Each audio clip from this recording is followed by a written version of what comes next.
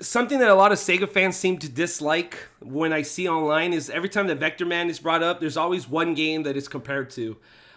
You probably know what game this is, right, Barry? Donkey Kong Country? Yes, Donkey Kong Country.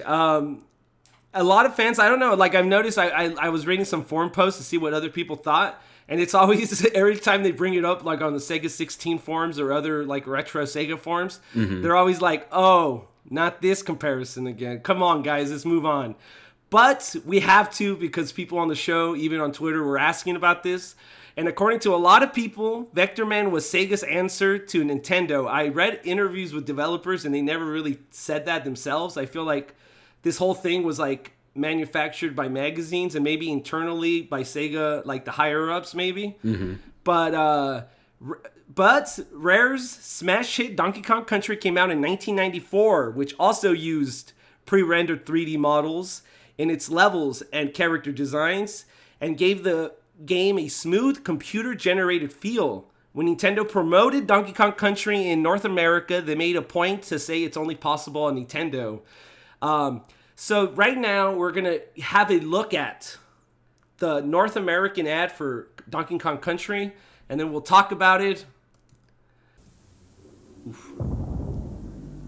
Earth. Wow, this is a minute? He's coming! Run! Oof. Audacious. Oof. Wait, how long was he in hibernation? Oh, I guess for a while. You gotta play the game to find out, dude. Oh, that's true. First ever. Really? I don't know if that's true, actually. Whoa. Remember the cartoon? Yeah, I do. Not on Sega. Whoa. Well, duh, it's an exclusive game. Not on 32X. Not on CD-ROM. It's only for the Super Nintendo. Jungle Fever spreads. Come on. November 21st. Dude, you ready? No. Play it loud. Yeah, you see that box there? That's something that no Nintendo fan has kept. They all threw it in the trash. Because Nintendo fans were stupid, and they still kind of are. But whoa!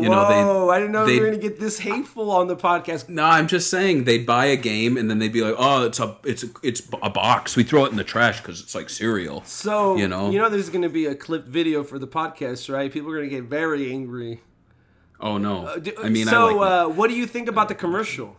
Like, the commercial is the most Sega commercial I've ever seen. It's like literally a Sega Genesis Sega Does ad, kind of, right?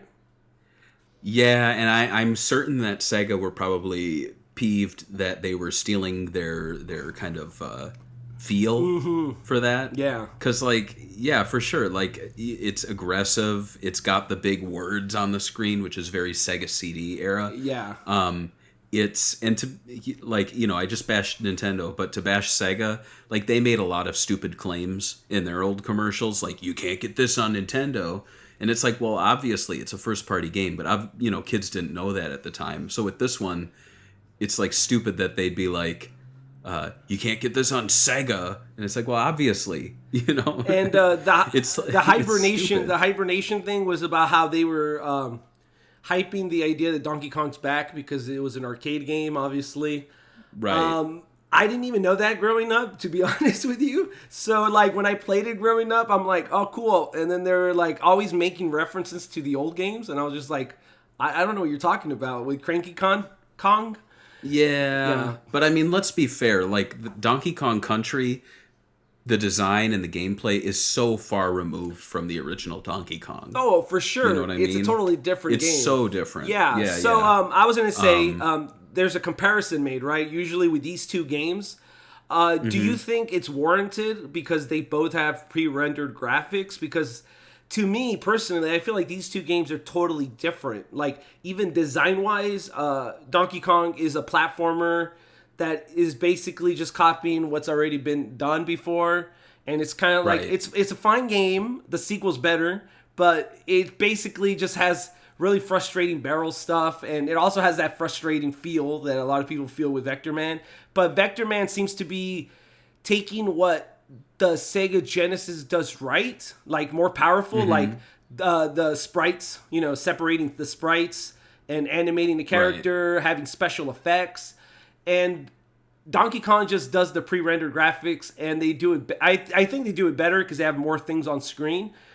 But I think smooth, like the way it looks and the animation, I think it's way better on Vector Man. So to me, I'm like, give and take. One console does something better, and the Super Nintendo does something else better. But what do you think? Right, and I mean, it could be said the Super NES can't play Vector Man. That's true. It's not on it. So, it's like you said, it's a give and take. Like, if you look at my TV, it's got a PlayStation 4 right next to an Xbox One. Like, I'm not playing sides in that sense. So it's like, I boot up PSO2 on one of them. I play Yakuza on the other one. Like, it's not a problem for me. I don't get upset. As far as, I think each game has its pluses and minuses. I think they're both frustrating games. Oh, yeah. And they're both games, like, I'll be honest, I'd probably treat Donkey Kong Country the same way as I do Vector Man. If I was a Super NES kid, I'd be like, I rented it a few times, I didn't own it. Like, that's just not me. It's just not my style. Those like, super hard platformers are not my thing. It's funny because I'm a pretty big Donkey Kong Country fan, so, like, these two games I really like, so to me it's like, oh yeah, I played these games like a lot. So like to me it's like the comparison never made sense. So I'm like with the other Sega fans, I don't like it. Maybe we could talk about the graphics and what they did on each console, but it's so different, and it depends on what you want. If you want nicer screenshots, definitely on screenshots, Donkey Kong Country looks a lot better than Vector Man.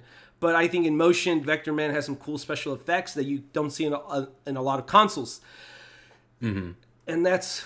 But we want to hear your guys' thoughts on that in the comments, obviously. You just saw a clipped version of the Sega Talk podcast. You guys can subscribe to it on iTunes, Spotify, or even watch it here, the video version, on YouTube. And if you guys like us talking about Sega games, you guys can support us on Patreon at patreon.com/SegaBits. Thanks for watching. Catch you guys on the next video. Bye.